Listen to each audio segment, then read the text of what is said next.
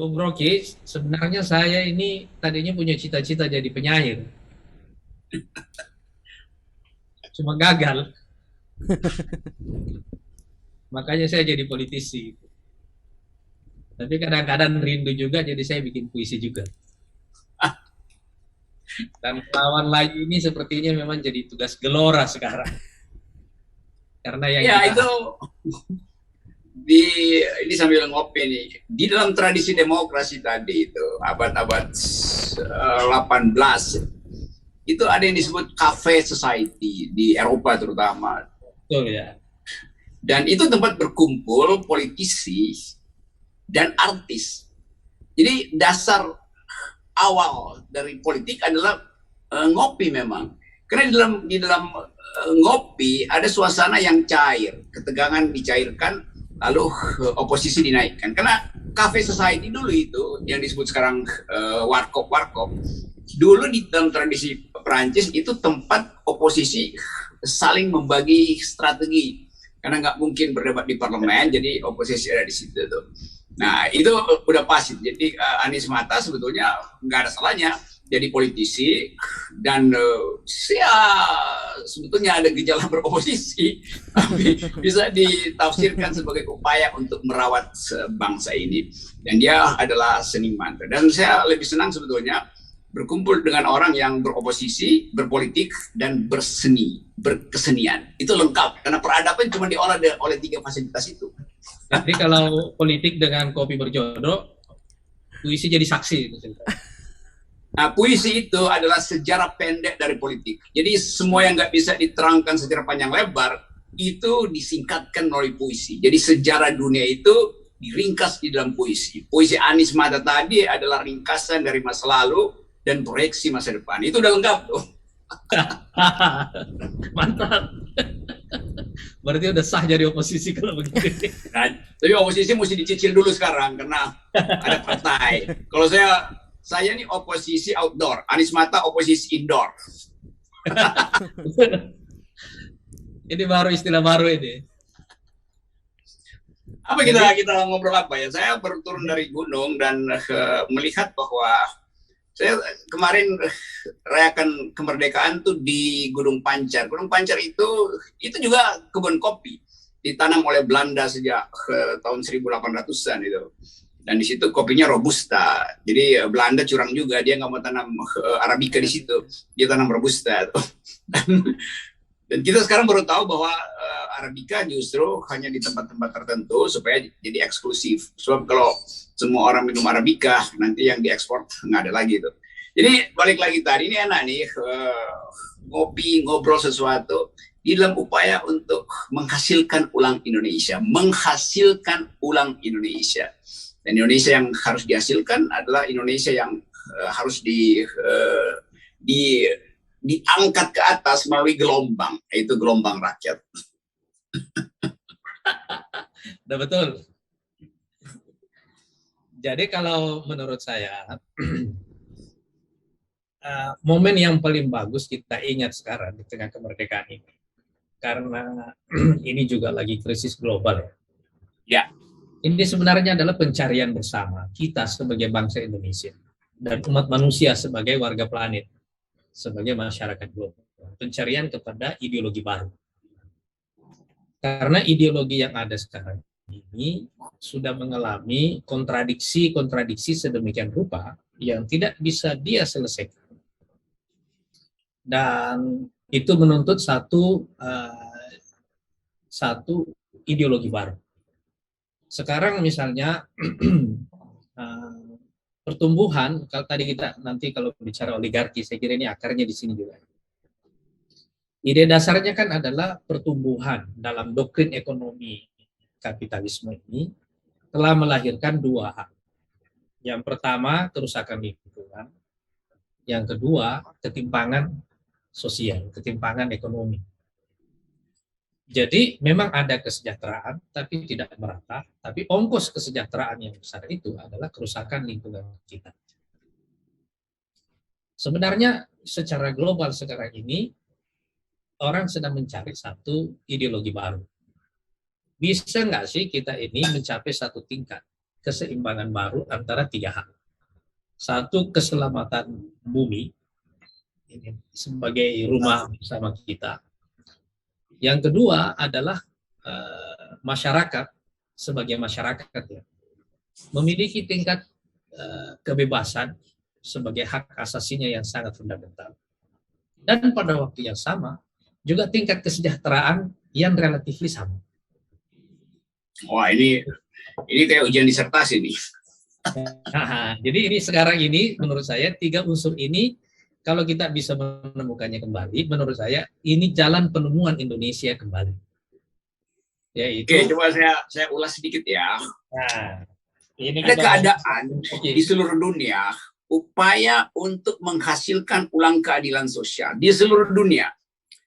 Dan itu yang menyebabkan kita berupaya untuk merumuskan kembali Indonesia dan memproyeksikan di dalam latar belakang pertentangan dan pencarian ideologi baru dunia. Kita tahu misalnya satu dekade kemarin seluruh dunia itu terpukau oleh pikiran Francis Fukuyama yang menulis tentang The End of History and the Last Man. Itu judul bukunya, The End of History and the Last Man. Tesis Fukuyama adalah dunia sudah selesai, sejarah sudah berakhir dengan kemenangan kapitalisme itu. Itu kira-kira dibicarakan tahun 90 itu. Nah, sekarang orang yang sama, Francis Fukuyama, menulis buku yang justru membatalkan kesimpulan dia itu. Judul bukunya yang terakhir namanya Great Disruption. Great Disruption, kekacauan besar, gangguan besar itu. Ada judulnya adalah Reconstitution, the Nature of the Social. The Nature of Social Order. Jadi orang yang tadinya sangat kanan, sangat liberal atau sangat libertarian bahkan di Amerika, mengerti sekarang bahwa nggak mungkin ideologi kapitalisme itu dijadikan fondasi peradaban itu. Karena di Amerika sendiri ada kehancuran komunitas akibat individualisme yang menggila-gila. Yang di dalam analisis tokoh-tokoh dunia itu, misalnya siapa kemarin yang membuktikan bahwa CEO Amerika itu justru penghalang dari kapitalisme. Jadi bukan penghalang sosialisme, penghalang kapitalisme. Karena dia mengambil lebih banyak daripada yang dibagi pada karyawan, sehingga rasionya jadi 1:40 itu. Nah, soal-soal semacam ini yang hendak kita hindari.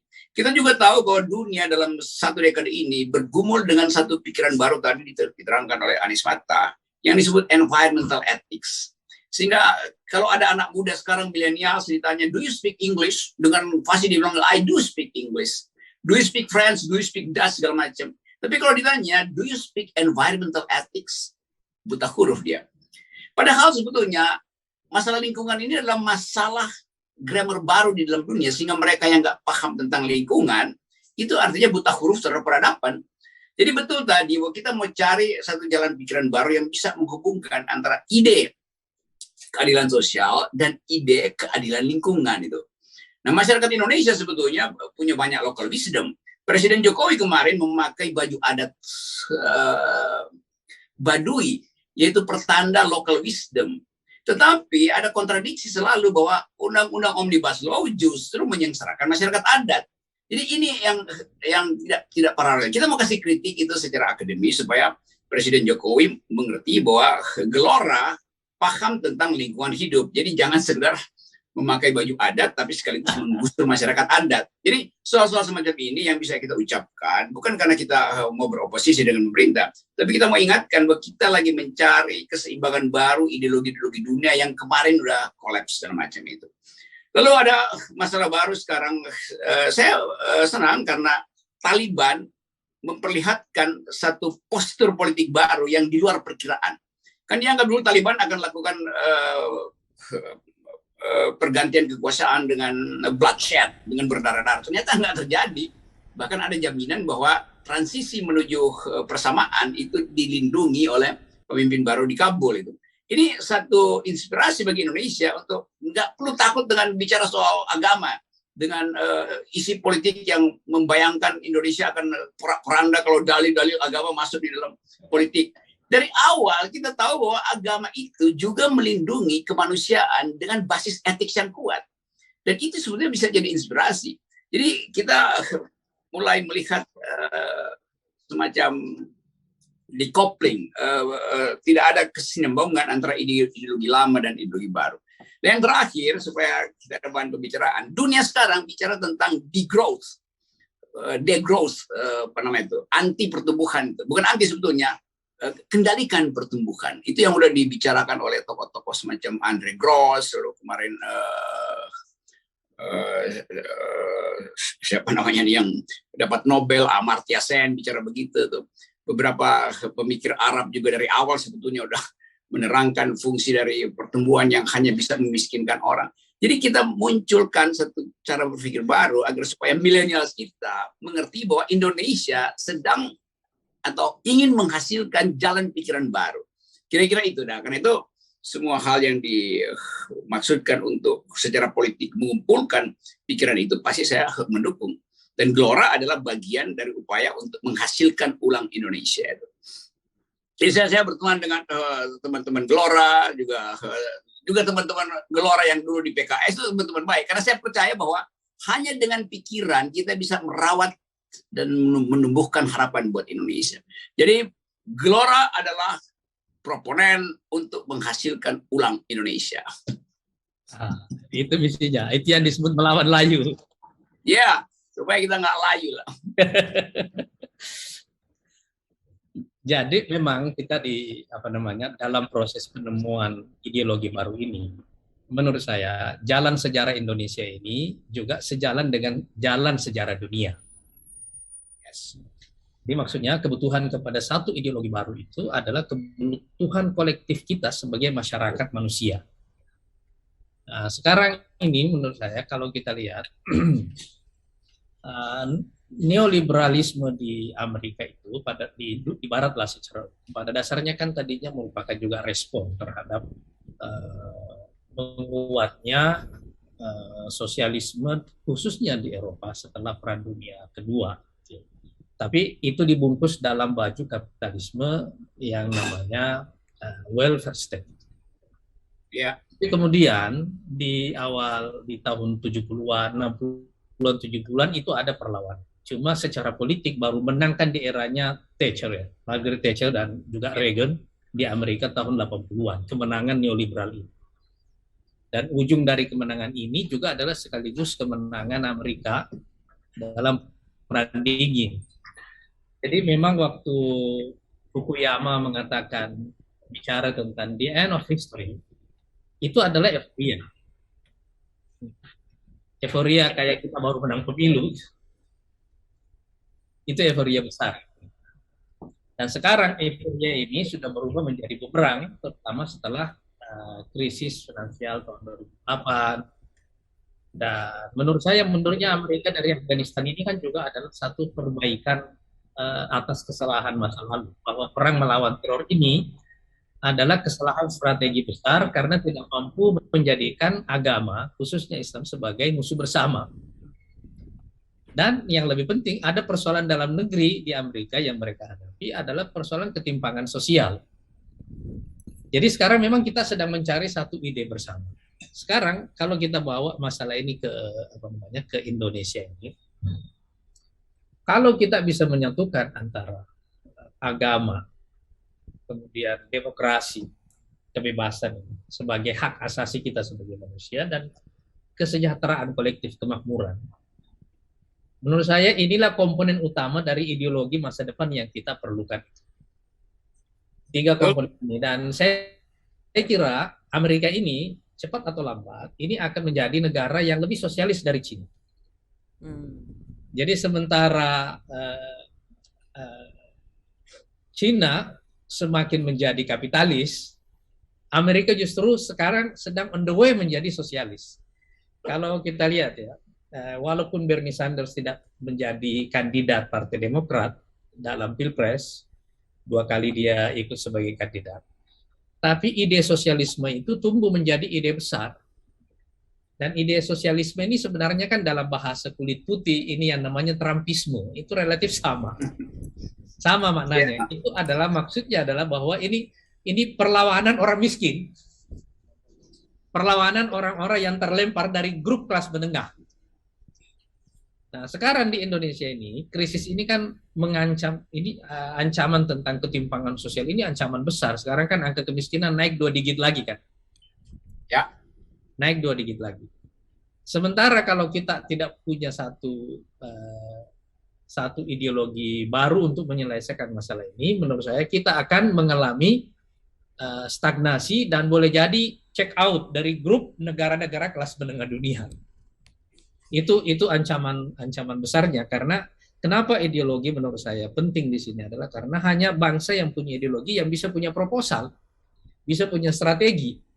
Kalau kita nggak punya ideologi, kita nggak akan punya proposal, nggak akan punya ideologi, nggak akan punya strategi. Menurut saya kelemahan dari misalnya Rusia sekarang, Putin di bawah Putin, secara militer dia sangat kuat, secara ekonomi size-nya nggak terlalu besar. Tetapi persoalan yang lebih fundamental adalah bahwa dia tidak punya satu proposal bagi dunia. Menurut saya, Cina juga pada dasarnya tidak punya proposal yang komprehensif, dan karena itu mungkin tidak akan pernah bisa menjadi model bagi dunia karena ada komponen yang rusak di situ. Ongkos dari kesejahteraannya adalah kebebasan manusia. Terlalu mahal, itu hak asasi manusia. Tapi di Amerika ini kebebasan yang berlebihan yang tidak terkendali ini menyebabkan ketimpangan secara ekonomi. Nah, sekarang orang sedang mencari satu titik temu yang baru antara tiga unsur ini. Dan saya kira kita di Gelora ini yang kita perjuangkan, dan saya sadar betul bahwa ini memang rumit karena terutama kita di politik ya. Pada dasarnya orang kan sekarang tidak suka dengan politik ideologi. Ideologi ini currency mata uang yang tidak laku di pasar politik sekarang. Ini nggak laku. Tapi menurut saya kita sedang dalam proses. Kalau tidak, ini kita punya ancaman eksistensial sebagai masyarakat, sebagai bangsa.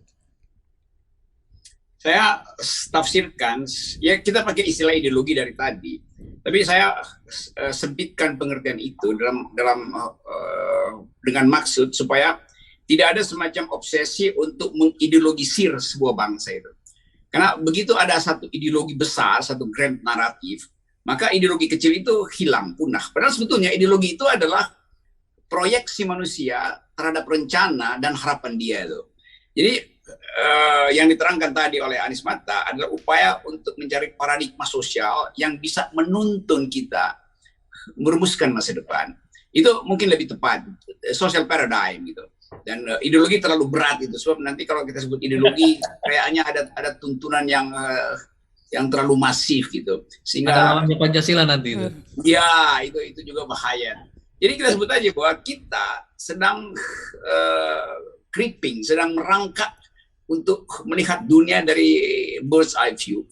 Sekarang Indonesia, kita tahu kita sibuk bicara tentang perpanjangan 3 tahun kekuasaan tanpa ada isi paradigma sosialnya apa. Setelah perpanjangan ngapain dalam perpanjangan itu? Mau diisi dengan parameter apa? Kesehatan lingkungan, selesainya pandemi, kemajemukan bertumbuh, itu nggak dipikirkan. Jadi politisi kita sibuk bicara hal teknis perpanjangan kekuasaan, bukan isi yang seperti diajukan tadi oleh saudara Anies Mata itu. Nah, saya senang karena ini partai politik loh, ini Gelora, tapi dia mulai dengan satu diskursus akademis. Karena memang itu fungsi dari partai, yaitu membaca dunia dengan metodologi itu. Nah, ini yang nggak terjadi di partai-partai besar. Saya nggak pernah lihat saya diundang di partai besar dan masuk di dalam pikiran yang ada referensi intelektualnya tuh. Karena itu saya selalu menganggap bahwa ini gelombang intelektual dihasilkan untuk menangkap getaran kemarahan rakyat. Itu namanya Gelora, gelombang intelektual untuk menangkap kemarahan rakyat. Jadi sekali lagi, kesempatan semacam ini itu yang bisa memperluas pikiran kita bahwa Anies Mata kan dulu dikenal sebagai kanan gitu, radikal segala macam. Begitu dia bikin partai, orang akhirnya melihat bahwa loh kok jadi lain. Jadi orang kaget. Padahal sebetulnya dari awal saya kenal Anies Mata sebagai orang yang pikirannya tajam. selain khotbahnya keren gitu ya. Tapi kita ingin merawat bangsa ini dengan akal pikiran dan dengan akhlak. Nah, dua fasilitas ini juga sedang diedarkan di seluruh dunia. Karena saya membaca banyak riset tentang demokrasi dan lingkungan hidup. Basisnya adalah moral. Bukan lagi kajian-kajian bagaimana sistem kimia kita bisa menghasilkan ulang tumbuhan yang pernah punah. Kita anggap bahwa ternyata prinsip hanya satu bumi ini berlaku di dalam upaya untuk menghasilkan kembali peradaban. Karena tadi kita memang hanya satu bumi, kemudian bumi ini dipecah-pecah, ada bumi sosialis, ada bumi kapitalis, lalu persaingan terjadi, dan akibatnya proses politik berhenti hanya karena persaingan-persaingan yang jangka pendek sebetulnya, tanpa ada paradigma yang besar. Nah, paradigma besar itu yang disebut sebagai humanity dan environmental ethics. Jadi kita dapat sebetulnya semua itu. Indonesia punya seluruh fasilitas itu untuk menghasilkan kembali cara berpikir dan cara memelihara lingkungan. Karena itu saya selalu kasih kritik. Kalau kan kasihan nih Pak Presiden tidak di-brief dengan baik, sehingga bayangkan misalnya Pak Presiden pakai baju adat lalu orang olok-olok kan. Padahal sebetulnya ini bisa dikemas lebih baik lagi. Saya kasih contoh misalnya, saya selalu bolak-balik ke Baduy karena saya punya banyak teman di situ. Selain saya sebagai orang hutan, selalu masuk keluar hutan. Di Baduy itu ada filosofi bunyinya begini. Yang panjang jangan dipotong, yang pendek jangan disambung. Jadi kalau kita masuk ke perkampungan Baduy, rumah Baduy itu bambunya itu kalau kita orang Jakarta bilang berantakan. Ini panjang, pendek. Karena memang nggak boleh memotong yang panjang dan nggak boleh menyambung yang pendek. Itu yang namanya kemajemukan. Biarkan semua orang bertumbuh di dalam esensinya, dalam eksistensinya.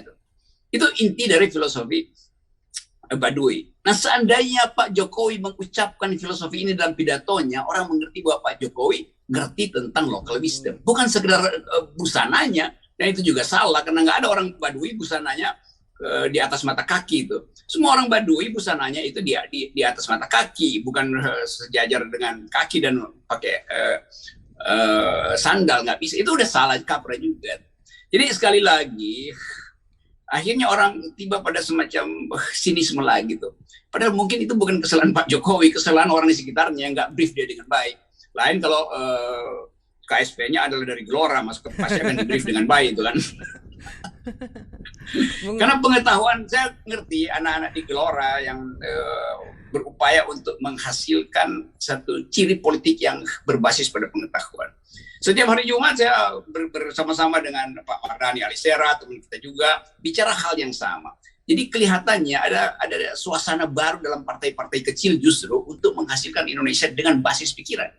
Ini yang nggak ada di partai-partai besar. Tadi saya terangkan, partai besar ini sibuk mengatur bagaimana 3 tahun ke depan dapat gaji sebagai anggota DPR, sebagai pimpinan lembaga-lembaga tinggi negara, tanpa harus ada pemilu tuh. Hanya itu yang dipikirkan. Dia tidak memikirkan Indonesia setelah 3 tahun, apa kata dunia. Kan itu masalahnya tuh.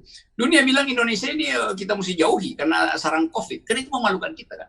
Padahal kita bisa upayakan keadaan terbalik. Tadi hal yang bagus juga disitir oleh Anies Mata bahwa kita baru dapat statistik yang mengatakan jumlah orang kaya di Indonesia itu naik 60% selama pandemi. Bayangkan. Sementara di dunia di Economist atau Guardian menyebut kita tadi betul turun dari middle income ke lower income gitu, middle lower income. Jadi ajaib, ada orang kaya bertambah kekayaannya, tapi masyarakat kita turun menjadi kelas menengah bawah. Artinya disparitasnya naik terus. Di mana kelas menengah itu? Kelas menengah tidak naik ke atas, tapi jatuh ke bawah. Ini bahayanya kan. Nah itu sebetulnya poin saya selalu dan teman-teman di Gelora, bahwa mengevaluasi politik sekaligus harus mengevaluasi keadilan sosial. Nah keadilan sosial ini dihasilkan, ketidakadilan sosial dihasilkan oleh kebijakan yang buruk. Jadi sekali lagi ini ngopi itu penting karena kopi itu artinya komando pikiran dan kita komando oleh pikiran. Baik, Bung Rocky. Laganis. Mantap itu, mantap. Jadi dulu ini sekedar info Bung Rocky ini. Dalam salah satu pertemuan dengan Presiden Pak Jokowi, saya bilang, Pak, Saya mau bicara tidak sebagai politisi, tapi sebagai seorang yang memahami agama. Dalam literatur Islam saya bilang, itu ada kebiasaan ulama-ulama para pemimpin dulu itu menulis semacam kayak diari lah, gitu ya. Renungan-renungannya tentang kekuasaan. Salah satu di antara mereka itu menulis begini, waktu kita berkuasa, kita tidak punya lawan.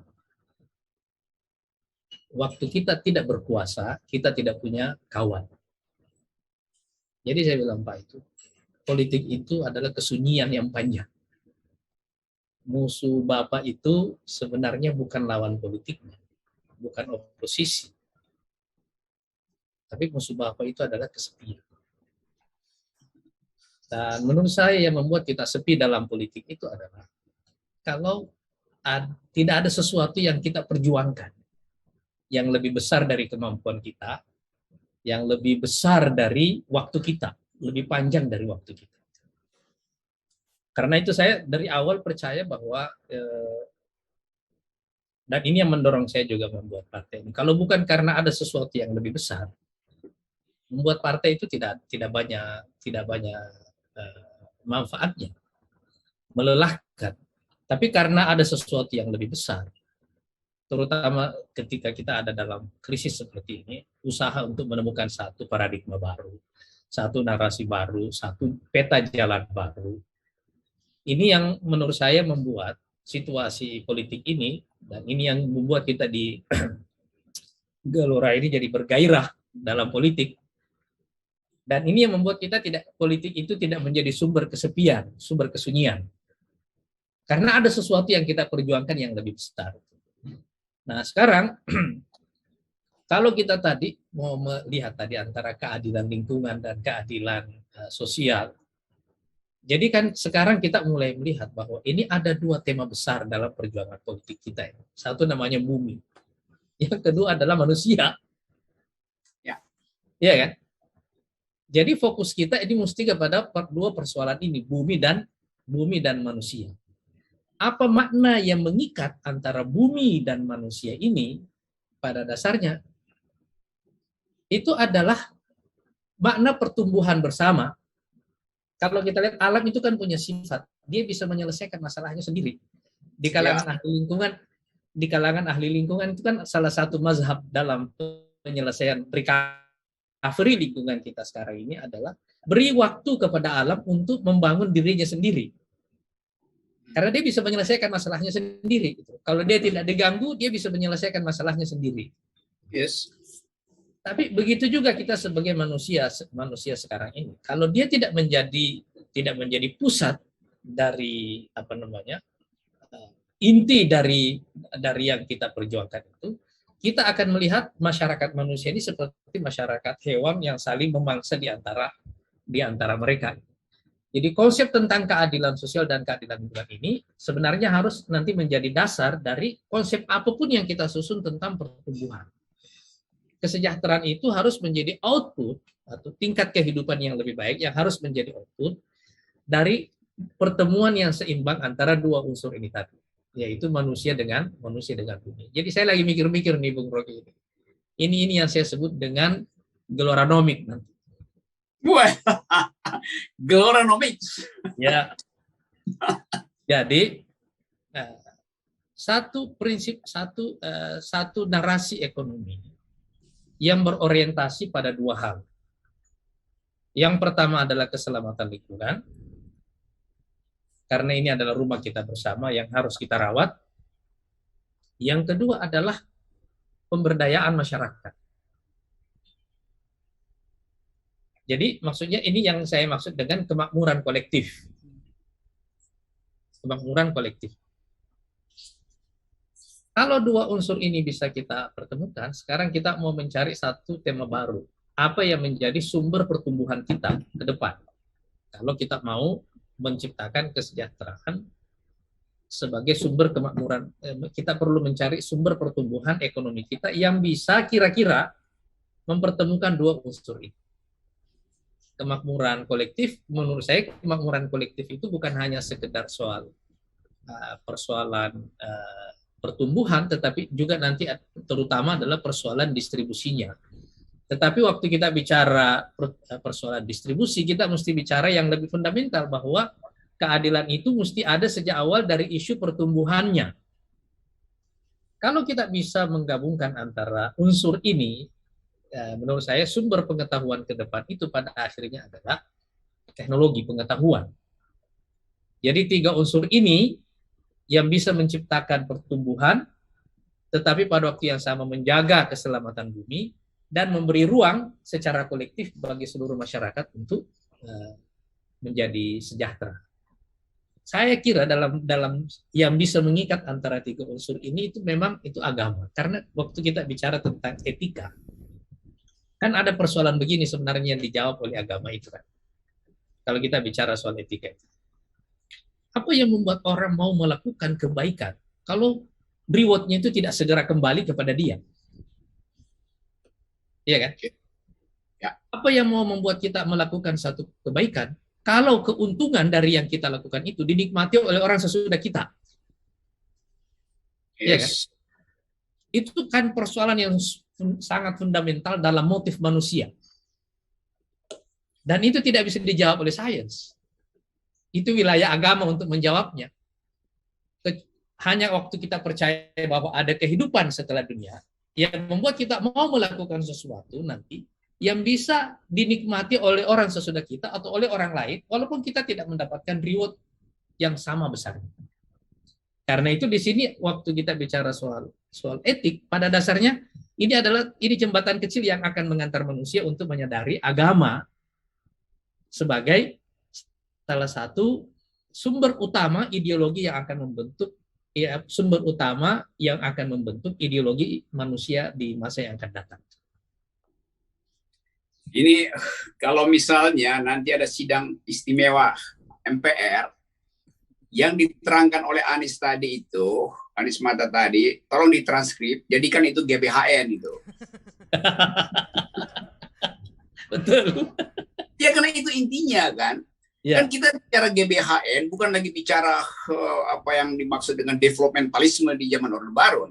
Kita bicara GBHN sebetulnya di dalam paradigma baru itu tuh, environmental ethics, hubungan antara faith dengan teknologi, bagaimana demokrasi diasuh oleh agama, hubungan antara kemerdekaan manusia dengan keyakinan akan hari kiamat masa depan. Itu semua yang sekarang dibicarakan dunia tuh.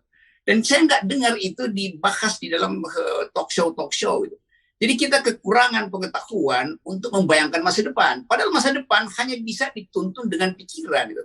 Karena itu berpikir itu adalah berdoa untuk masa depan dengan metodologi. Tentu kita menginginkan ada sukses di masa depan karena kita dituntun oleh kemampuan untuk membayangkan keadaan yang terbalik. Misalnya tadi betul bahwa ini tidak ada orang yang anti bisnis. Akumulasi itu adalah hak dari pebisnis. Masalahnya adalah negara tidak mendistribusikan hasil akumulasi. Jadi yang terjadi ketimpangan. Silahkan lakukan akumulasi, tapi fungsi negara melakukan distribusi. Nah ini fungsi dari partai politik adalah menagih negara untuk mendistribusikan hasil akumulasi. Dan itu yang namanya politik. Dari zaman Aristoteles, politik itu hanya disebut politik kalau dia dilakukan untuk menghasilkan keadilan. Jadi demi menghasilkan keadilan orang berpolitik. Dan dalam upaya menghasilkan keadilan tidak selalu bisa dipakai matematika ilmu pengetahuan. Saya nggak bisa bilang secara utilitarian adil bila sebagian besar orang menikmati hasil pembangunan. Enggak. Kita hanya bisa bilang adil kalau ada tatapan mata yang tidak lagi menahan rasa lapar. Itu yang namanya keadilan.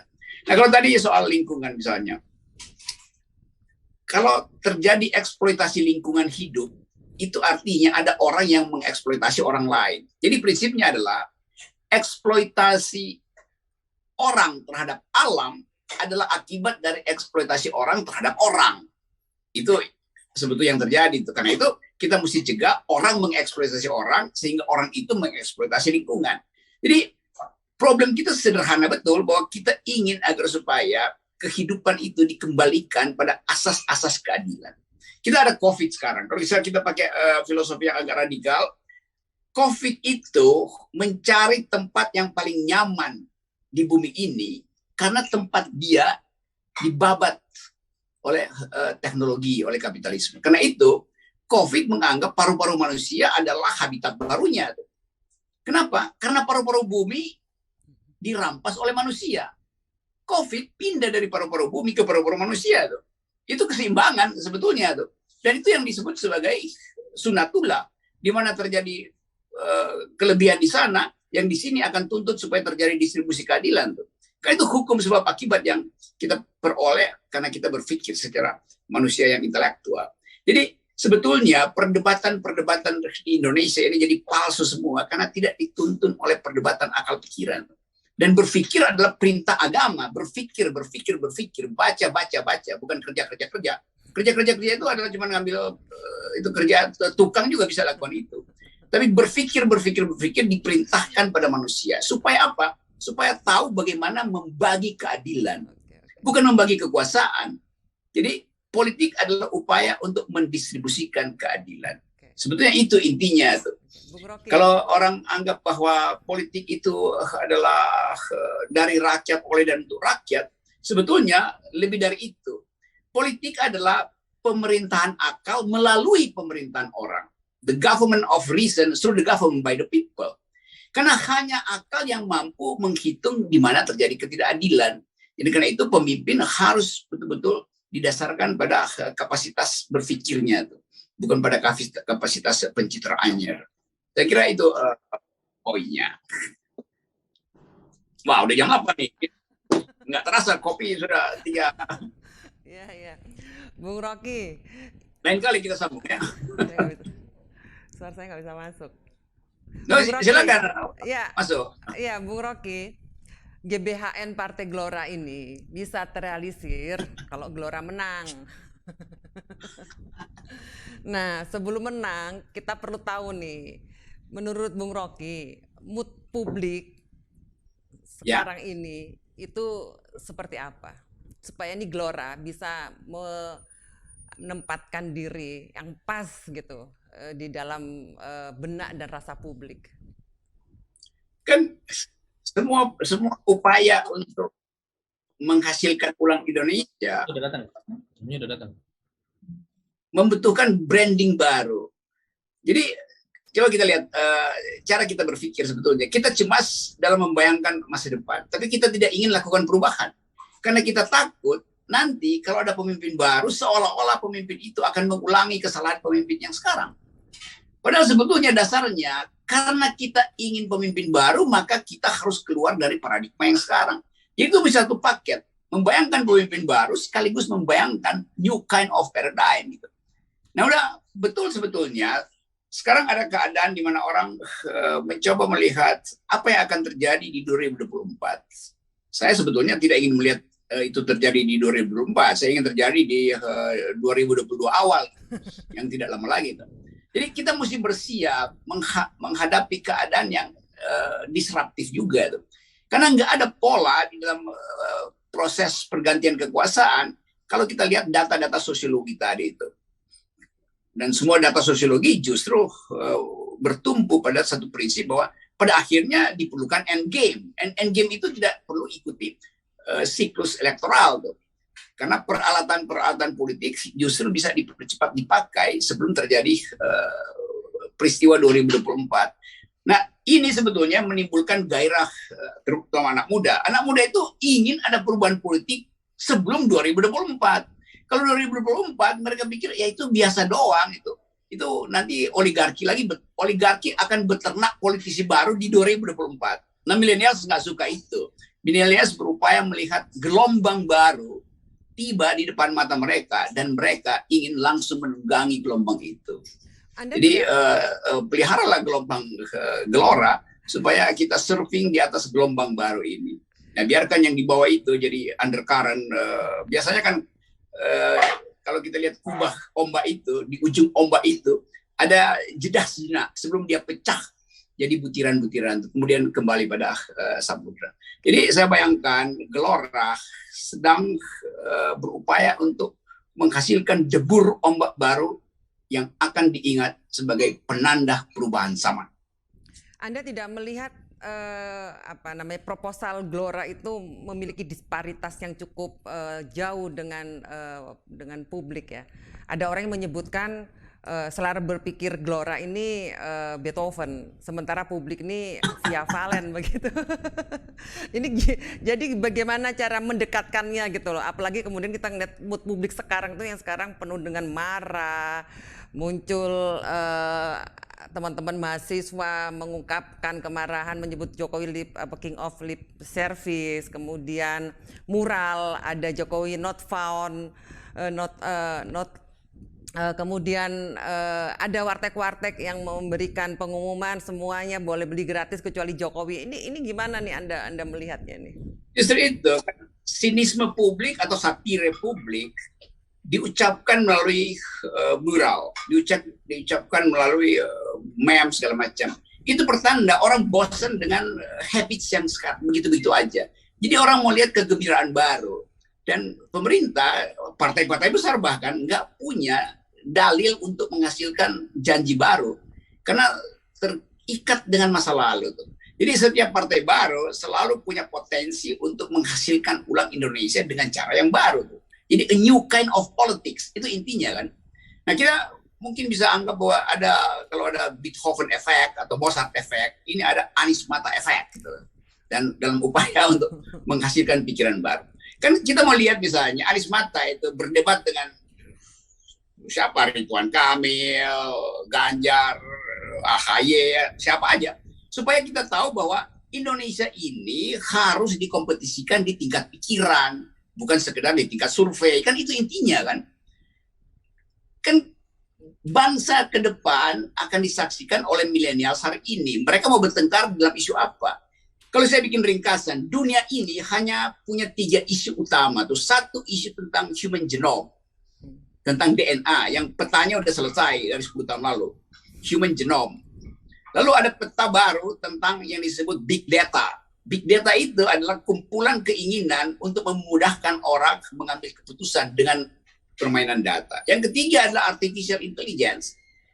Kan cuma 3 itu sekarang yang jadi maskot pertarungan pikiran dunia. Kalau kita menang di dalam DNA, belum tentu kita menang di dalam artificial intelligence. Kita menang artificial intelligence, belum tentu kita menang di dalam big data. Kita mesti memenangkan 3 itu. Tapi 3 itu hanya berguna kalau kita proyeksikan di dalam satu politics of hope, politik harapan, yang tadi disebut Anies Mata, yaitu justice, keakraban dengan lingkungan, kembali pada basis moral, nilai. Kan itu semua paradigmanya kan. Nah itu yang disebut sebagai GBHN yang harusnya dipelopori oleh Gelora itu. Karena saya percaya bahwa memelopori ide itu lebih sukar daripada membangun jalan tol. Kita harus bangun jalan pikiran mendahului membangun jalan tol. Itu intinya. Tetapi ini untuk membangun jalan tol sementara tinggal 2 tahun dan sudah mulai muncul isu-isu ekstensifikasi atau perpanjangan jabatan. Itu sudah mulai itu tantangan gangguannya muncul tuh. Bagus. Saya menganggap itu berita baik karena itu mempercepat political decay, mempercepat pembusukan politik. Itu mengarah pada end game. Kan orang yang nggak tahu apa yang mesti dia capai. Kalau saya naik gunung, kadang-kadang ada orang yang merasa dia nggak tahu ada di mana itu. Karena itu dia terabas kiri kanan, akhirnya masuk jurang tuh. Nah pemerintah sekarang juga begitu, terabas kiri kanan. Dan dengan upaya macam-macam, memperpanjang masa jabatan segala macam. Tapi itu menunjukkan nggak ada ide lagi di dalam kekuasaan. Kalau misalnya, kan secara teknis bilang bahwa ini ada pandemi, nggak boleh ada orang kumpul-kumpul, karena itu pemilu akan diperpanjang. Itu artinya dia ingin memperpanjang pandemi kan? Kan begitu pikiran orang tuh. Kan bisa diatasi dengan electronic vote election kan? Tapi belum apa-apa saya dengar orang PKB bilang masjid aja ditutup, apalagi kotak pemilu tuh. Kan ini aneh cara berpikirnya kan. Padahal sebetulnya lakukan ini secara online, pemilu nggak ada soal. Ijab kabul aja sekarang bisa pakai online kok, apalagi cuma masuk kotak suara. Jadi kita mesti ambil risiko untuk mengatakan bahwa Gelora punya jalan pikiran alternatif. Itu yang disebut menerobos kebekuan. Jadi bagaimana, Bung Anies Mata? Oke, saya dengar kesimpulan sekarang ya. Gelora dianggap sebagai pembaharu atau agen of change, perubahan di era Indonesia saat ini. Memang untuk itu Gelora lahir. Kita tidak punya makna kecuali kalau kita meninggalkan jejak kaki. Ini seperti di perjalanan di gurun. Kita harus punya jejak kaki yang kita tinggalkan, tapi jejak kaki yang tidak mudah dihapus oleh pasir yang datang sesudahnya. Jadi kan itu dan menurut saya jejak kaki kita akan kuat kalau akar dari ideologi kita itu ada pada kepentingan dasar yang paling basic dari manusia yang kita perjuangkan itu. Nah, saya kira begini, dalam krisis yang sekarang kita hadapi, memang ide memperpanjang 3 tahun lagi 2027 atau 3 periode dan seterusnya, ini sama sekali sekarang menurut saya hilang relevansinya sama sekali, dan survei kita juga membuktikan bahwa hampir tidak ada pendukungnya. Sebenarnya kalau kita lihat justru dalam kasus Malaysia misalnya ya, ini kan Perdana Menterinya udah mundur kan. Saya selalu sejak awal krisis kan saya bilang bahwa krisis ini peta jalannya ada 4. 1 pandemi, yang kedua krisis ekonomi, yang ketiga krisis sosial, yang keempat krisis politik. Di Asia Tenggara yang pertama kali sampai ke yang keempat itu Malaysia. Iya kan? Karena ini ada 3 jenis ujian bagi semua pemerintahan di sini. Jadi yang kolaps, yang mati pertama atau sakit adalah orang. Yang kedua korporasi bangkrut. Yang ketiga pemerintahan atau rezim itu bisa jatuh anytime. Terlepas kita suka atau tidak suka, kita oposisi indoor atau outdoor itu sama saja gitu. Itu nggak ada hubungannya sama sekali. Karena setiap pemerintahan sekarang menghadapi 3 ujian. Ujian pertamanya itu adalah ujian tentang kapasitas pemerintahan secara keseluruhan. Misalnya sistem kesehatan, sistem ekonomi, dan seterusnya. Yang kedua itu adalah trust. Jadi apakah masyarakat percaya pada pemerintahnya atau tidak, percaya bahwa mereka mampu menyelesaikan atau tidak. Yang ketiga adalah kapasitas leadership. Memang ini ujian ini tidak ada urusannya dengan oposisi atau koalisi, nggak ada urusannya. Nggak ada urusannya sama sekali. Saya juga menyampaikan persoalan ini ke Pak Jokowi sejak awal. Saya menyampaikan masalah ini secara terbuka. Termasuk ketika bicara soal 3 periode dan seterusnya, saya menyampaikan bahwa yang paling pokok adalah performance ekonomi. Dalam situasi seperti ini, apakah Anda bisa melaluinya, Bapak bisa melaluinya atau tidak? Itu kan masalah semua negara, bukan cuma masalah Bapak, masalah kita semuanya. Gitu kan.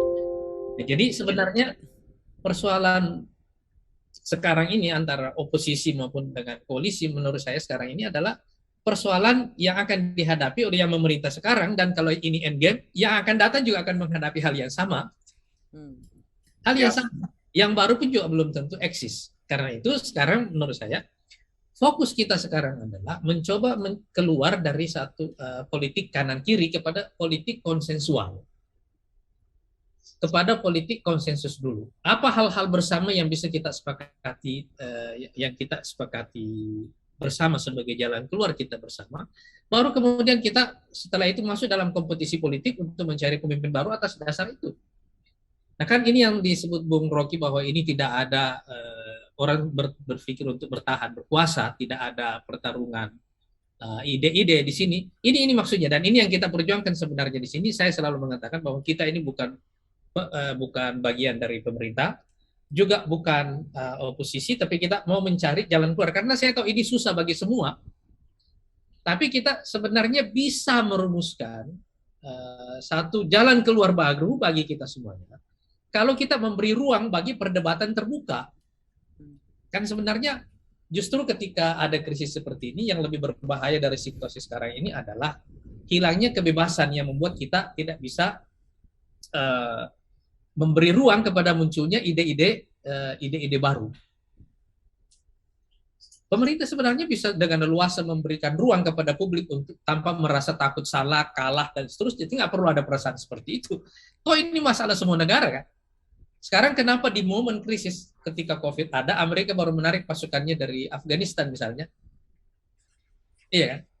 Karena ini momen yang paling bagus untuk menghentikan istilahnya kebocoran dalam anggaran mereka yang tidak pernah bisa mereka selesaikan sebelumnya. Ini jadi punya alasan. Iya.